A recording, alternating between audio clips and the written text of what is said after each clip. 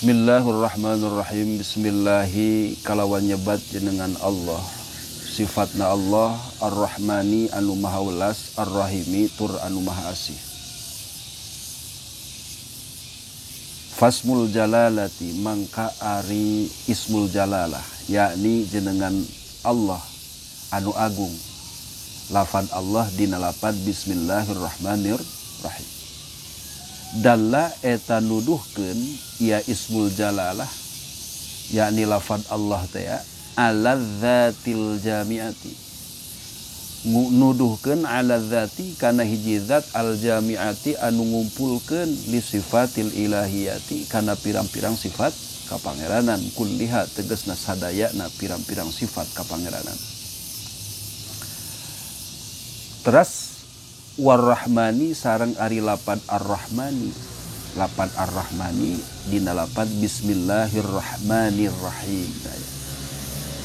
Ari lapad Ar-Rahmani huwa eta ari makna lapad Ar-Rahmani katsirur rahmati, eta anu seueur ngarahmatanana, seueur mikanyaahna.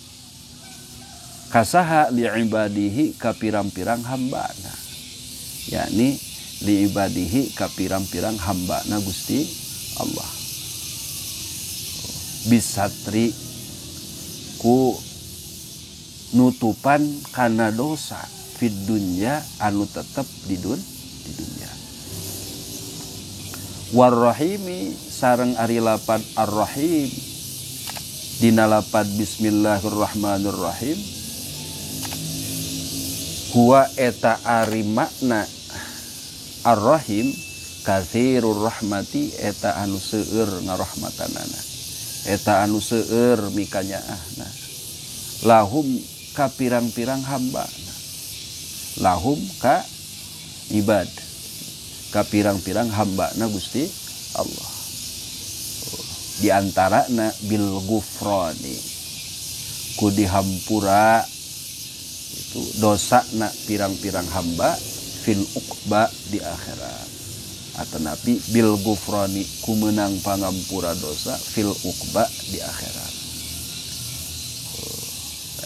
Jadi makna Ar-Rahman, makna Ar-Rahim teh dina ieu kitab sapertos kitu. Makana ketika jalmi bidamel dosa mangka kedah enggal-enggal nyuhunkeun pangampura ka Allah Subhanahu wa taala. Di antawisna disyariatkeun urang kedah maoskeun astagfirullah. Astagfirullah teh nada pangampura ka Gusti Allah. Diuningakeun makna astagfirullah dina sapalih kitab.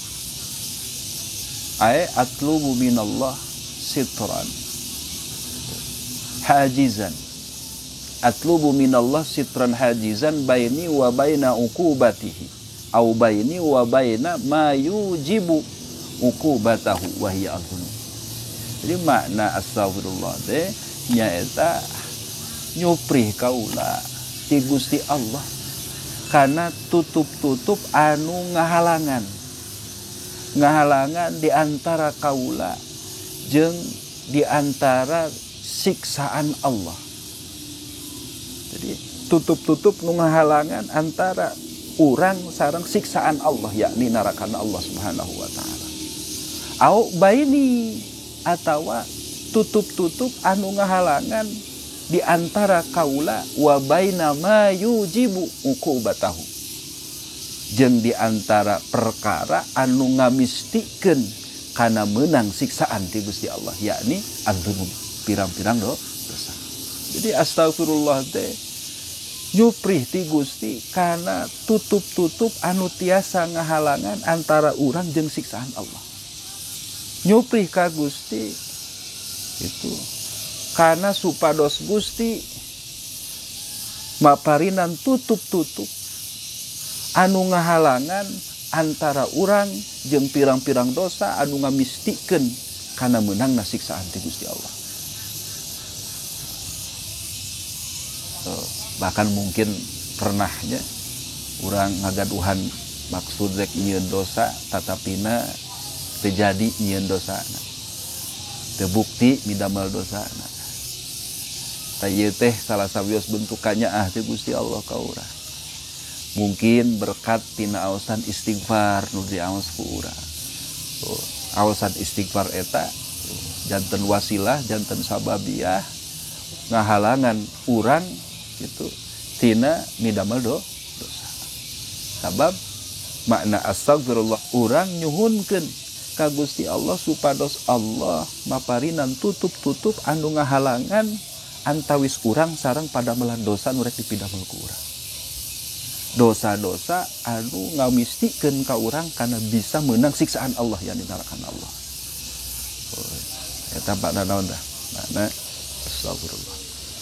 Salajengna falil abdi mangka eta tetep perlu kahiji hamba ayyulahillah ari ngaleret si hamba. Perlu kahiji hamba ngaleret minallahi tina lafaz Allah. Anu aya di lalapan bismillahirrahmanirrahim. Qudratahu kana kakawasaan Allah. Perlu kage urang ketika maoskeun bismillahirrahmanirrahim, maoskeun lafaz Allah dina lafaz bismillahirrahmanirrahim ngaleret kana kakawasaan Allah. Wa bidar rahmani jeung tina lafaz ar-rahman ni'matahu ngaleret kana kanikmatan ti Gusti Allah. Wa minar rahimi sareng tina lafaz ar-rahim isbatahu perlu ka urang ngaleret kana pangraksana Allah. Wah minaz dzunubi tina pirang-pirang dosa. Oge wa maghfiratahu sareng perlu ngaleret urang tina lafaz ar-rahim wa dina lafaz bismillahirrahmanirrahim kana pangampurana Allah Subhanahu wa taala.